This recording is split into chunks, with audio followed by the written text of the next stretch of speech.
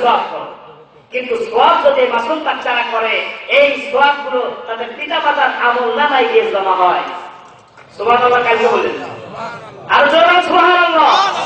সুতরাং মাসুম বাচ্চাদের গুনাহ চাইতে সওয়াবের দিকে আকৃষ্ট করাবেন। ছোটকাল থেকে কোরআন শরীফ পড়ানোর জন্য চেষ্টা করবেন কি করবেন না?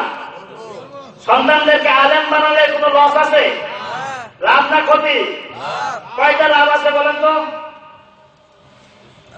আমি ছোট্ট ব্রেনে আমি গবেষণা করে দেখলাম যে প্রায় 26-27টা লাভ আমি নিজেই ইন্ডিকেট করেছি। আমি বলবো কি বলবো না? এই লাভগুলো আপনাদের জানা দরকার আছে না?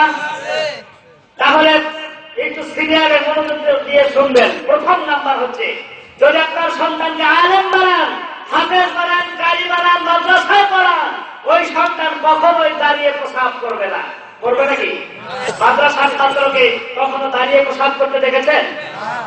এক নম্বর। দুই নম্বর হল, মাদ্রাসায় যদি পড়াবে ওই সন্তান কখনো বাবা মার গায়ে হাত তুলতে পারে না। কোন সব সন্তানকে দেখেছেন যে মাদ্রাসায় পড়াইছে ওই সন্তান বাবা মার গায়ে হাত তুলেছে? আপনাদের নজরে পড়েছে, আমার নজরে পড়েনি। মাদ্রাসায় পড়েছে এই সন্তান বাবা মার গায়ে হাত তুলেছে, এইটা কখনো হবে না। 3 নম্বর হচ্ছে, কাহারও হক নষ্ট করবে না। মাদ্রাসায় যদি আপনি পড়ান, তাহলে আলেম বানান, আলেম বানান, হাফেজ বানান, কারি বানান সন্তানদেরকে, তাহলে সন্তানের দ্বারা 3 নম্বরে কারো হক নষ্ট করবে না। 4 নম্বরে বেয়াদব হবে না। 5 নম্বরে বাবা মার সাথে অথবা বন্ধু বান্ধব আত্মীয় স্বজনের সাথে ঝগড়া হবে না, ঝগড়া করবে না। 6 নম্বর, নেশা করবে না। নেশার অবস্থা এখন বেশি না কম? প্রশাসন লেগে গেছে নেশার পিছনে, তারপরেও এত প্রশাসন, এত বাহিনী, তারপরেও কন্ট্রোল করতে পারতেছে না। প্রশাসনের মাথায় হিমশিম খেয়ে যাচ্ছে। তাদের চিন্তা হয়ে গেছে কিভাবে এটা কন্ট্রোল করি। এজন্য বিশেষ করে আজকে প্রশাসনের ভাইয়েরা এসে ইমাম সাহেবের পিছনে বারবার বলতে, হুজুর আপনি খালি নেশার কুফল সম্পর্কে ওয়াজ করবেন। নেশা আমাদের বাড়ছে না কমছে? কবিরাজ কি বাড়ছে না কমছে? বেড়ে গেছে না? সব জায়গায় বেড়ে গেছে। আমরা নেশা করি না তো? ইনশাআল্লাহ করি না তো? নেশা করি না, কিন্তু ছোটখাটো জিনিস তো খাই নাকি? আমি মাহফিলে গেলাম, বললাম যে এটা যেহেতু তাফসীর ক্লাস, এখানে ক্লাস হবে, যদি একান্তই কারো উঠার প্রয়োজন হয় তাহলে ছুটি নেবেন। ছুটি নেবেন কি করে? 1 নম্বর করলে তাহলে বুঝবো তো একটু খাই গেছে, পেশাব করতে যাবে। আর 2 নম্বর তাহলে বুঝবো না বড়টাই গেছে। একজন হাত তুলতে 3 নম্বর, বললাম 3 নম্বর কি? একটু ফিরে খাবে। 3 নম্বর কি? ফিরে খাবে। আমরা খাই না তো ইনশাআল্লাহ?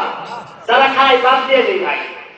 আগের ওলামাই কেরাম বলছে এটাকে মাত্র, কিন্তু বর্তমান ওলামাই কেরাম বলছে 3 কারণে এটা হারাম। কারণ 1 নম্বর হচ্ছে আপনার এই নেশা করার কারণে, বিড়ি খাওয়ার কারণে, সিগারেট খাওয়ার কারণে, মদ খাওয়ার কারণে, ইয়াবা ফেন্সিডিল খাওয়ার কারণে। প্রথম নাম্বার হচ্ছে অপচয় হয়। বলেন কি হয়? এই টাকাটার অপচয় হয়। 2 নম্বর হচ্ছে স্বাস্থ্যের ক্ষতি হয়। আর 3 নম্বর হচ্ছে দুর্গন্ধ হয়। আপনি মানুষকে কষ্ট দেন। বলেন তো, মসজিদে যদি একজন বিড়ি ঘটায় তার পাশে দাঁড়ানো যায়? যদি জর্দা দিয়ে পান খায় তার পিছনে দাঁড়ানো, তার সাথে দাঁড়ানো যায়? দাঁড়ানো যায় না। এজন্য আপনি নিজেও কষ্ট পান, অথচ বিশ্বনবী বলেছে পেঁয়াজ আর রসুন খেয়ে তোমরা মসজিদে ঢুকো না। পেঁয়াজ রসুনের চাইতে বিড়ির গন্ধ কম না বেশি? তামাকের গন্ধ কম না বেশি? জর্দার গন্ধ কম না বেশি? অনেকে মনে করছেন আমরা পান খাই জর্দা দিয়ে। না, ওই জর্দাও আপনার জন্য হারাম। একটা অপচয় হচ্ছে, দ্বিতীয়ত দুর্গন্ধ তৈরি করছে, তৃতীয়ত আপনার স্বাস্থ্যের জন্য উপকার না ক্ষতিকর? ক্ষতিকর। 3 কারণে হারাম। সুতরাং আসুন আমরা এগুলো ছেড়ে দিই। আর যে সকল ভাইয়েরা এখনো নেশায় নিয়ে মত্ত আছো, মদ নিয়ে, ফেন্সিডিল নিয়ে, ইয়াবা নিয়ে বসে আছো, তাদেরকে সংশোধন করার জন্য আমি বলছি, ও যুবক ভাইরা, তোমরা ছেড়ে দাও। এগুলো ছেড়ে দাও, আল্লাহর পক্ষ থেকে তোমাদের উপর রহমত হবে। আজকে বাংলার জমিনে সবচাইতে বেশি মানুষ হচ্ছে কোরআনুল কারীমের মাহফিলে। ঠিক কিনা? যত বাধা আসে, এটা কোরআনুল কারীমের প্রতি মহাব্বত মানুষের বাড়ে না কমে। লাকসামে মিজানুর রহমান আজহারি ভাইকে বন্ধ করে দিল, তারপরে চুয়াডাঙ্গায় লক্ষ লক্ষ লোকের ফল। এভাবে আপনারা দেখেছেন গাইবান্ধায় মিডিয়া এসেছে 8 থেকে 10 লক্ষ লোক বিভিন্ন জায়গায়, যেখানে যায় যুবক, বৃদ্ধ, বনিতা, যারা মা বোনেরা আছেন, সবাই কি ছেলে আর কি মেয়ে, তারা জায়গা পাচ্ছে না, বাসে গাছের উঠে দেখতেছে। জোরে বলেন ঠিক কিনা? এটা কিসের মহাব্বতে? জোরে বলেন কিসের মহাব্বতে? আমরা কোরআনের মাহফিলে এসেছি, সুতরাং কোরআনের মাহফিলের থেকে আজকে আমরা শিক্ষা নিয়ে যাব।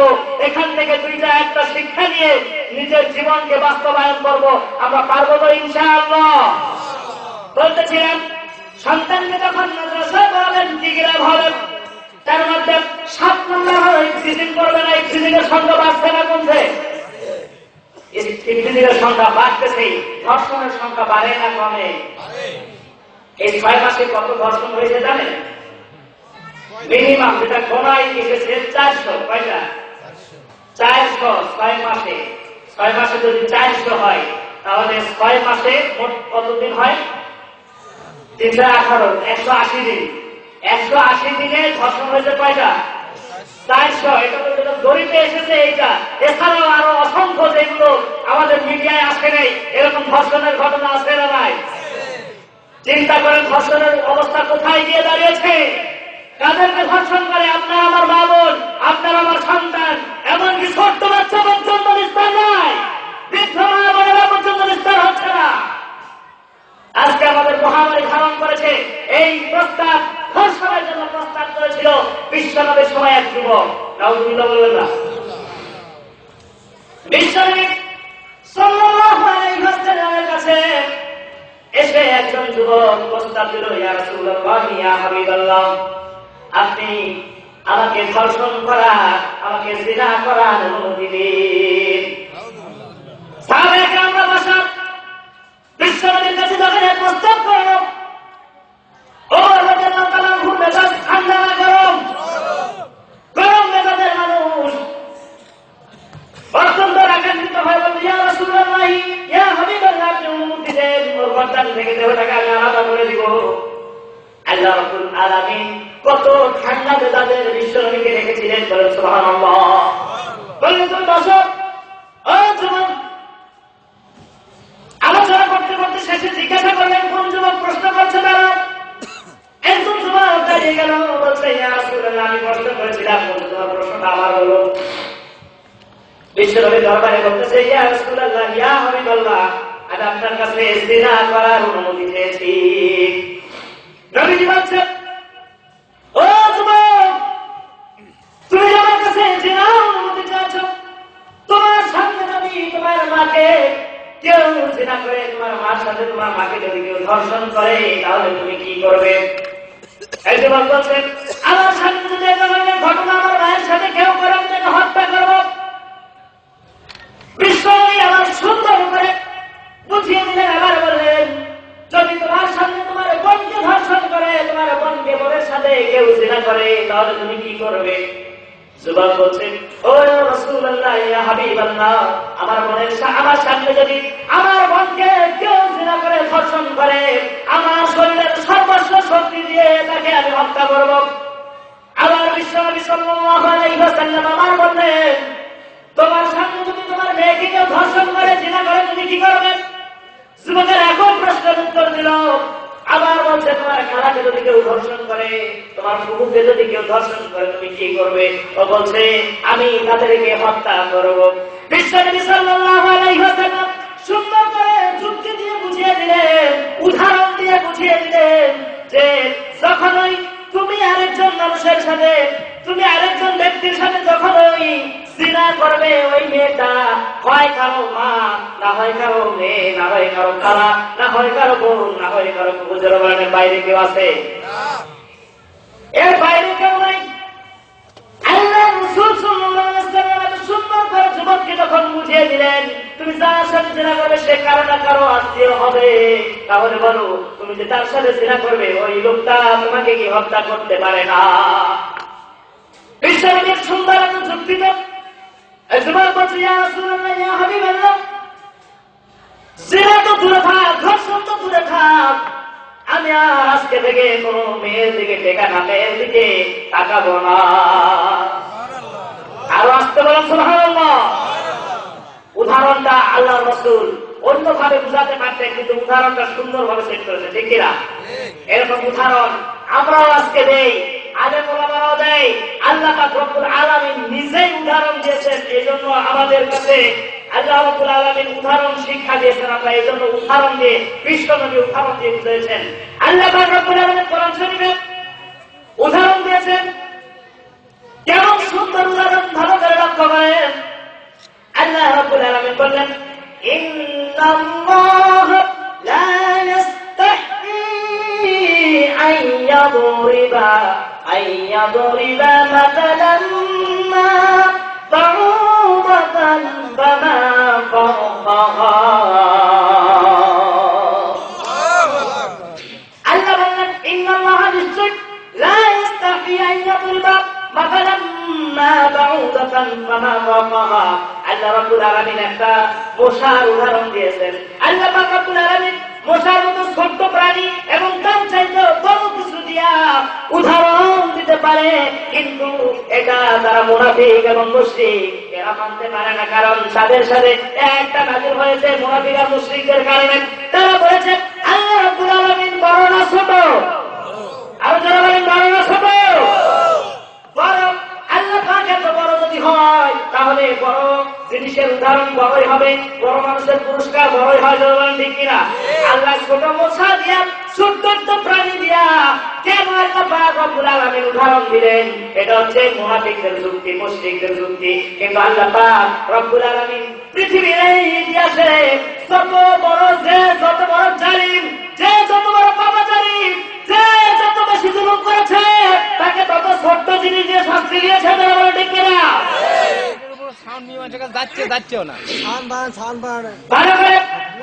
লক্ষ্য করে আল্লাহ রাব্বুল আলামিন মশা দিয়া উদাহরণ দিয়েছে। পৃথিবীর ইতিহাসে এই মশা দিয়া এমন একটা জাতিকে ধ্বংস করে দিয়েছে। ওই জাতির লিডারের নাম কি? মশা দিয়ে কাকে হত্যা করেছিল? আপনারা কি আমার কথা শুনতে পাচ্ছেন না? একটু বাড়াই দেন তো ভাই, একটু আওয়াজটা বাড়াই দেন, ভাইকে একটু আওয়াজটা বাড়িয়ে দেন। আসলে কষ্ট হচ্ছে আমারও। নমরুদকে শাস্তি দিয়েছে কি দিয়ে? ভালো মশা না ন্যাংরা মশা? মশা তো মশা, মশার মধ্যে দুর্বল যেটা সেটা বেশি।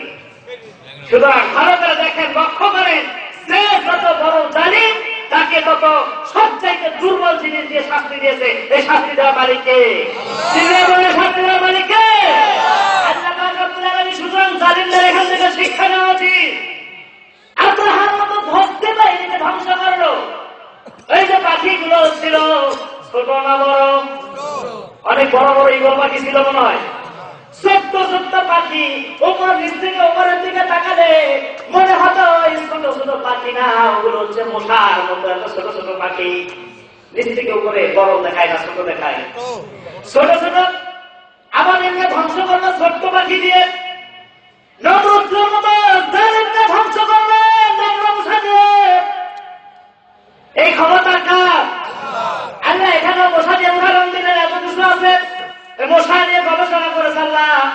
মশা দিয়ে উদাহরণ দিলেন, বিজ্ঞানীরা গবেষণা করেছে এই মশার মধ্যে কি কি আছে, কিসের কারণে এই মশা দিয়ে আল্লাহ পাক উদাহরণ দিলেন। বলেন তো এই মশা চোখ কয়টা? আপনাদের কি জানা আছে? আমাদের চোখ কয়টা? দুইটা। আল্লাহ পাক রব্বুল আলামিন এই ছোট্ট একটা মশা, এই মশার চোখ দিয়েছেন 100টা। সুবহানাল্লাহ বলবেন না? 100টা চোখ। আল্লাহু আকবার। আমাদের গবেষণা, বিজ্ঞানীরা গবেষণা করেছে এই মশাকে চোখ দিয়েছে কয়টা? 100টা চোখ দিয়েছে। আমাদের দাঁত কয়টা? 32টা। সবার কি 32টা? কম বেশি আছে না? ছোট বাচ্চা কি 32টা হবে? কিন্তু সর্বোচ্চ কয়টা? 32টা। প্রাপ্ত বয়স্ক মানুষের দাঁত হচ্ছে কয়টা? 32টা। কিন্তু এই মশার দাঁত কয়টা জানেন? আল্লাহ পাক ছোট্ট একটা প্রাণী কিন্তু দাঁত দিয়েছে তার 47টা। সুবহানাল্লাহ। আমার এই তথ্য কি আপনাদের বিশ্বাস হয়? যদি বিশ্বাস হয় ভালো, না হলে আরো ভালো। কালকে ইন্টারনেটে সার্চ দিয়ে দেখবেন মশার বৈশিষ্ট্য, দেখবেন মশা নিয়ে সার্চ করে দেখবেন চলে আসবে সব তথ্য ইনশাআল্লাহ। আল্লাহ পাক রব্বুল আলামিন ছোট্ট প্রাণীকে 100টা চোখ দিলেন, 47টা দাঁত দিলেন। এই মশার মধ্যে আল্লাহ পাক এমন সিস্টেমের সুই সেট করে দিয়েছেন যে সুইয়ের মাধ্যমে আমাদের থেকে রক্ত খায়।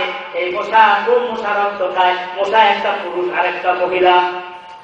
বিজ্ঞানীরা গবেষণা করে দেখলো কোন পুরুষ মশা মানুষকে কামড়ায় না, মানুষকে কামড়ায় নারী মশা, মহিলা মশা কামড়ায়। দেখেন না বিজ্ঞানীরা সবচেয়ে যেগুলো ঘূর্ণিঝড় তরঙ্গ এগুলোর নাম দেয় কাদের নামে দেয়? মহিলাদের নাম দেয়। আইলা, সিডর, নার্গিস, বিলকিস, কিসকিস, এই মহিলাদের নাম বেশি দেয়, ঠিক কিনা? আল্লাহ পাক রব্বুল আলামিন এদের মধ্যে মহিলা মশাকে সেট করে দিয়েছেন কামড়ানোর জন্য। এরা তাদেরকে এমনি এমনি কামড়ায় না। এদের যখন ডিম পাড়ার প্রয়োজন হয় তখন এদের চাহিদা বেড়ে যায়, এই রক্তগুলো দরকার হয়। রক্তগুলোর মধ্যে যে প্রোটিন আছে, প্রোটিন গুলো ডিম তৈরি করার জন্য সহযোগিতা করে। এই জন্য আল্লাহ পাক রব্বুল আলামিন পুরুষ মশা দিয়ে কামড়ান না, নারী মশাগুলো আমাদেরকে কামড়ায়। তারপরেও দেখেন, ভালো করে লক্ষ্য করেন কথাগুলো গবেষণা, যদিও স্বাভাবিকভাবে বলছি গবেষণামূলক কথা। সভাপতি সাহেব বসা আছেন, আমি অবসা আছি। দেখা যাচ্ছে মশাই ঘুরঘুর করে দুইজনের কাছে চেক করে আমি কোন রক্তটা খাবো। এক সময় দেখা যায় সভাপতি সাহেব বলে খুব মশা এখানে। আমি বলছি কই মশাই তো নাই। এরকম হয় না? দুইজন এক জায়গায় বসা আছে, একজন বলতেছে খুব মশা এখানে, আরেকজন বলছে কই আমার কোথায় কামড়ায় না। কারণ আছে, এমনি এমনি এই ঘটনাটা ঘটে না। বিজ্ঞান প্রমাণ করেছে এই যে মশাগুলো যাকে কামড়ায়, মশা ঘুরে ঘুরে, এই মশার মধ্যে মশার পা আছে ছয়টা। কয়টা? ছয়টা পা আছে, দুটো ডানা আছে। এই ডানা দিয়ে আমরা যে মশা যখন কানের কাছে এসে এক সময় গুনগুন করে একটা গান গায়, আমরা বলে মশা গান গায়, গুনগুন করে এখন সাউন্ড করে না, এটা গান গায় না। এই মশাটা দুইটা পাখায়, দুইটা পাখাকে এত জোরে বাড়ি মারে, সেকেন্ডে 300 থেকে 600 বার বাড়ি মারতে পারে। আর জোরে বলে সুবহানাল্লাহ। 600 বার, চিন্তা করছেন? 300 থেকে 600 বার এরা পাখা ছাপটায়। আর এই শব্দটা এসে আমাদের কানে লাগে, আমরা মনে করি মশা গান গায়। আল্লাহ পাক রব্বুল আলামিন এই মশাকে শক্তি দিয়েছেন আমাদের ব্লাড টেস্ট করার জন্য। ব্লাড টেস্ট করার জন্য আমরা হাসপাতালে যাই, কিন্তু মশায় আমাদের হাসপাতাল ক্লিনিকে যাওয়া লাগে, আমরা নিজেই টেস্ট করতে পারি। সুবহানাল্লাহ। এই মশা যখন মানুষের পায়ে বা হাতে যখন কামড়ায়, কামড়ানোর ফলে যখন সুই ঢুকায় দেয়, টেস্ট করে তার রক্তটা কোন গ্রুপের। যদি দেখে নেগেটিভের রক্ত, তাহলে অধিকাংশ মশা আছে যেটা পজিটিভের রক্ত খায়। যাদের ও পজিটিভ বি পজিটিভ এদের মশা বেশি কামড়ায়। মশা জানে যে এই নেগেটিভ রক্ত আমি খাই না, আমি পজিটিভ খাই, ওজন্য যে পাশে পজিটিভ বসে থাকে ওরে যাই সুই ঢুকায়। এটা তৈরি করে দিয়েছেন কে? আল্লাহ। কত ক্ষুদ্র বিজ্ঞানের চিন্তা করলো, এত ছোট্ট জিনিস, এইটা দিয়ে কেন আল্লাহ পাক রব্বুল আলামিন উদাহরণ দিলেন? এই গবেষণা করতে গিয়ে তারা পেয়ে গেল যে এই ঘটনা মশা যে বৈশিষ্ট্যগুলো আল্লাহ পাক রব্বুল আলামিন কোরআনে দিয়েছেন, ছোট জিনিস দিয়ে উদাহরণ দিতে আল্লাহ পাক কখনো লজ্জাবোধ করেন না। আমরা বলতেছিলাম وَلَا نَبْلُوَنَّكُمْ بِشَيْءٍ مِنَ الْخَوْفِ وَالْجُوعِ وَنَقْصٍ مِنَ الْأَمْوَالِ وَالْأَنفُسِ وَالثَّمَرَاتِ وَبَشِّرِ الصَّابِرِينَ।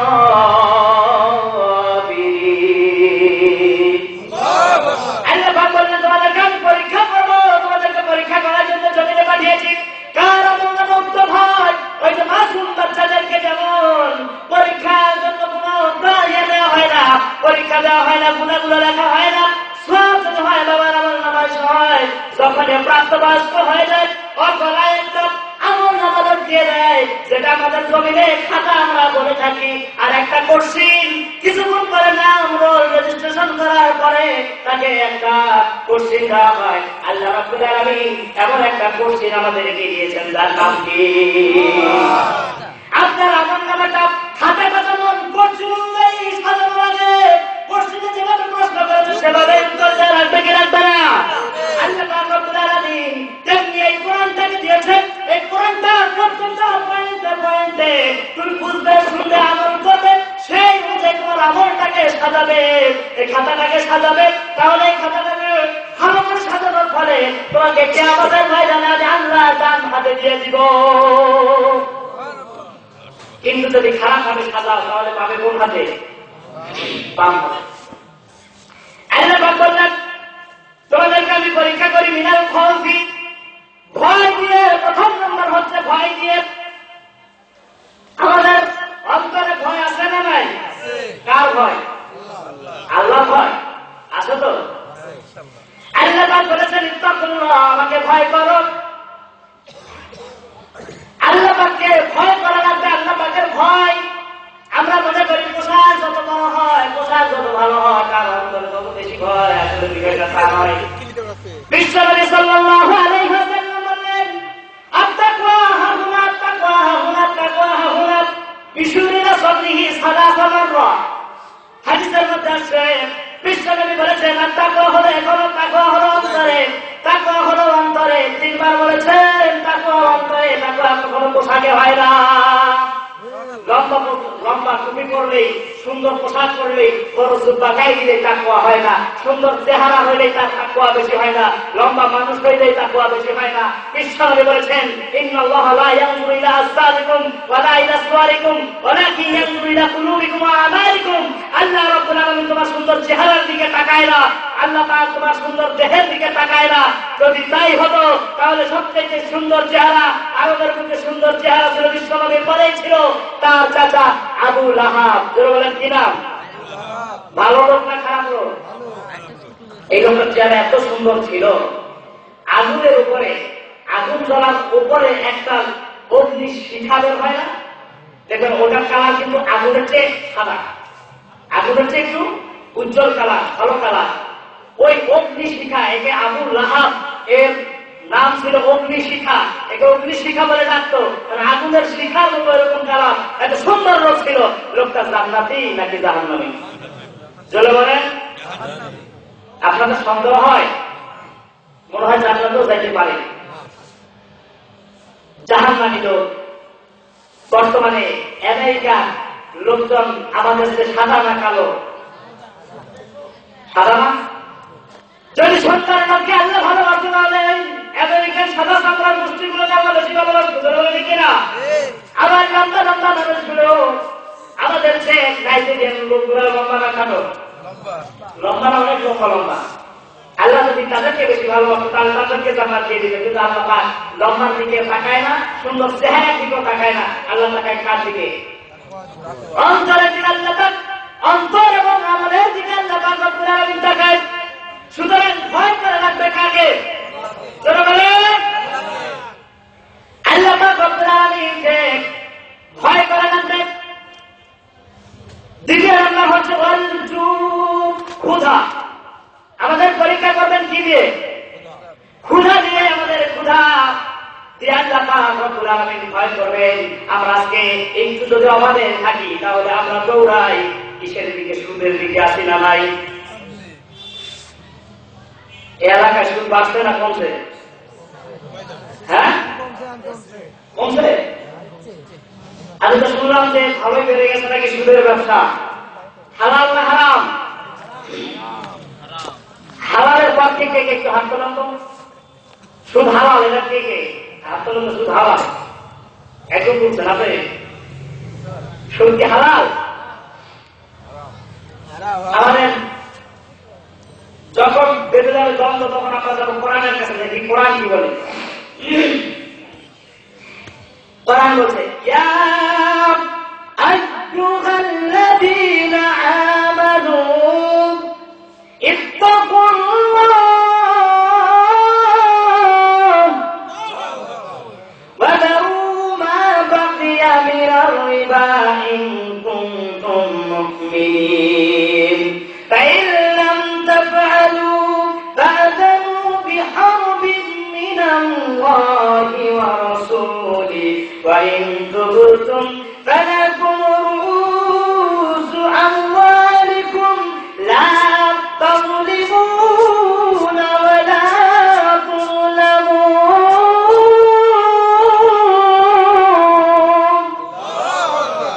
আল্লাহ বললেন, হে ঈমানদার বান্দা, ইত্তাকুল্লাহ, ভয় করো কাকে?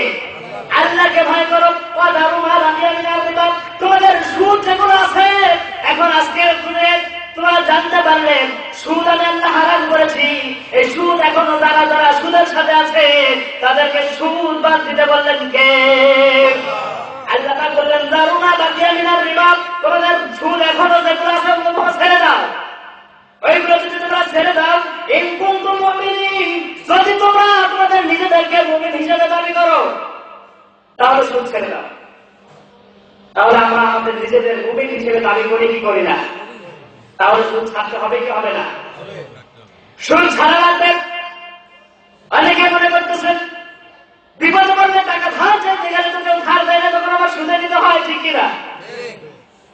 হ্যালো, এই ভাইটাকে আমি বলবো, বলেন বিশ্ব নবীর সময় আপনি যে কষ্টে আছেন, বিশ্ব নবীর সাহাবারা তার চাইতে কষ্টে ছিল না সুখে ছিল?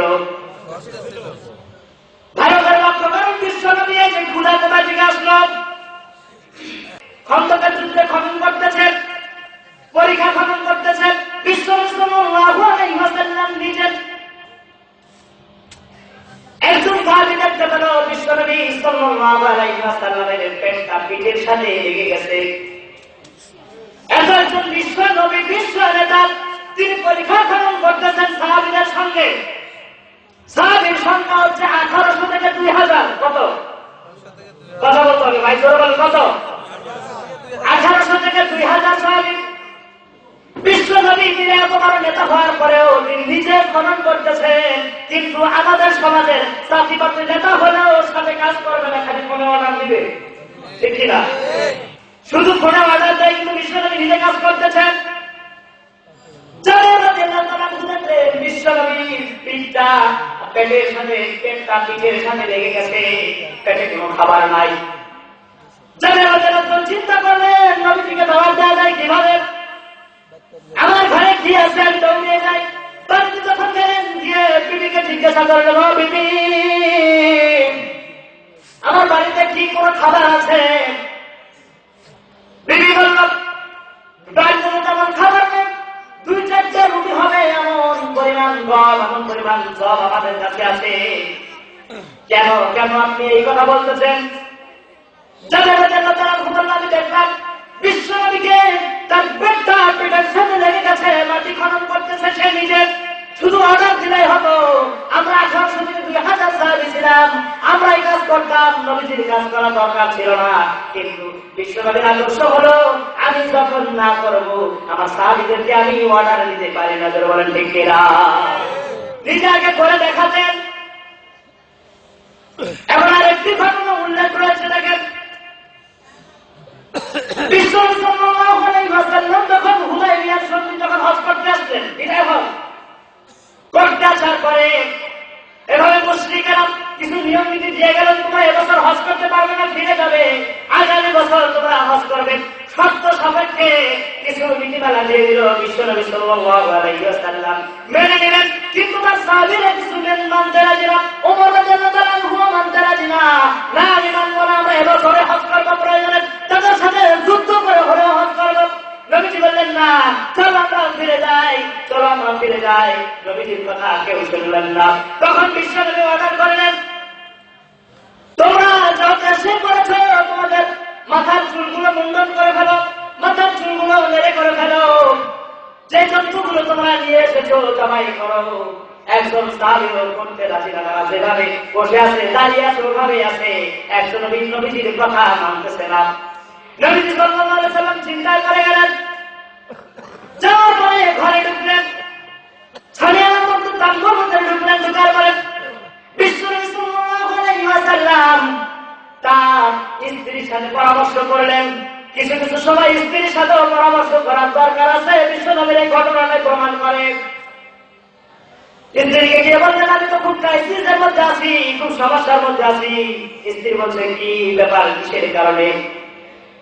নবীজি সাল্লাল্লাহু আলাইহি ওয়াসাল্লাম বলেন, আমি সাহাবীদেরকে অর্ডার করলাম, নির্দেশ দিলাম, তোমরা মাথার চুলকে মুন্ডিয়ে ফেলো, যেগুলো পশু নিয়ে আসো জবাই করো।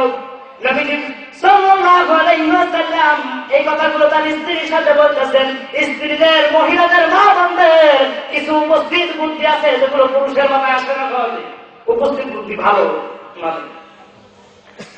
এই স্ত্রীর পরামর্শ দিলেন, ইয়া রাসূলুল্লাহ, ইয়া হাবিবাল্লাহ, আপনি যান, আপনার চুল যে সাহাবী কাটে, আপনি ওই সাহাবীকে ডাক দিয়ে আপনার মাথার চুলগুলোকে মুন্ডন করে ফেলেন, আপনি আপনার দুম্বাগুলো জবাই করে দেন, উটগুলো জবাই করে দেন। দেখবেন আপনার সাহাবায়ে আমরা আপনার এই সুন্নতকে অনুসরণ করার জন্য আমল করতে থাকবে। আর জোরে সুবহানাল্লাহ। নবী সাল্লাল্লাহু আলাইহি ওয়াসাল্লাম সেই কাজটি করলেন, শুধু অর্ডার দিলেন, প্রথমে শুনলেন, নিজে করা শুরু করলেন। বাইরে গিয়ে তিনি ডাক দিয়ে তাদেরকে বললেন, আমার চুলটা কামায় দাও, আমি দুম্বাগুলো জবাই করলাম। এই দৃশ্যগুলো দেখে সাহাবায়ে কেরামরা সবাই চুল কাটতে থাকলো, চুল কামাতে থাকলো, তাদের দুম্বাগুলো জবাই করতে থাকলো। বিশ্বনবী খালি অর্ডারই দিতেন না, নিজে করে দেখাতেন, যেটাই ধরে করো। যাদের রাদিয়াল্লাহু চিন্তা করলেন, নবীজির পেটের সাথে লেগে গেছে, নবীজিকে আমি দাওয়াত করব। ও বিবি, তুমি কিছু খাবার রেডি করো, যা আছে ঘরে তাই দিয়ে তুমি রুটি বানাও। বিবি বলছে, তাহলে তুমি দুম্বাটা, ছোট দুম্বা আছে, ওটা জবাই করে দাও। বিশ্বনবীর জন্য দুম্বা দিয়া, দুম্বার গোশত দিয়া রুটি আমি রেডি করে তুমি তাকে দাওয়াত দিবা। কিন্তু খবরদার নবীজিকে শুধু একাকে দাওয়াত দিবা, অন্য কাউকে দাওয়াত দিবে না। কারণ আমাদের যে খাবারগুলো আছে নবীজির একাই হবে না। যেটা হযরত জাবের রাদিয়াল্লাহু তাআলা আনহু দৌড়ে গেছেন, বিশ্বনবীকে গিয়ে বলতেছেন আস্তে আস্তে, ইয়া রাসূলুল্লাহ, ইয়া হাবিবাল্লাহ, আপনাকে আমি দাওয়াত দিলাম, আপনার অবস্থা দেখে খুব করুন, আপনি মনে হয় অনেক কয়েকদিন থেকে খাবার খাননি, তারপরে মাটি খনন করতেছেন, আপনার অনেক কষ্ট হচ্ছে বুঝতে পারছি, কিন্তু আমার বাড়িতে তেমন পর্যাপ্ত খাবার নাই, অন্যান্য সাহাবীকে আমি দাওয়াত দিতে পারি না, শুধু আপনাকে দাওয়াত দিলাম, নবীজিকে দাওয়াত দিলাম, আপনি অবশ্যই আজকে দুপুরবেলা আমার বাড়িতে খাবার খাবেন। এই কথা যখন বলছে, বিশ্বনবী সাল্লাল্লাহু আলাইহি ওয়াসাল্লাম বললেন, ঠিক আছে, তোমার দাওয়াত কবুল করলাম। কারণ দাওয়াত দিলে দাওয়াত কবুল করা এটা মুসলমানদের ৬টা হকের মধ্যে একটা হক। দাওয়াত দিলে কবুল করতে হবে, জানাজা দেখলে তার জানাজায় গিয়ে দাফন করতে হবে, দেখা হলে সালাম দিতে হবে, এগুলো মুসলমানদের হক। ঠিক কিনা?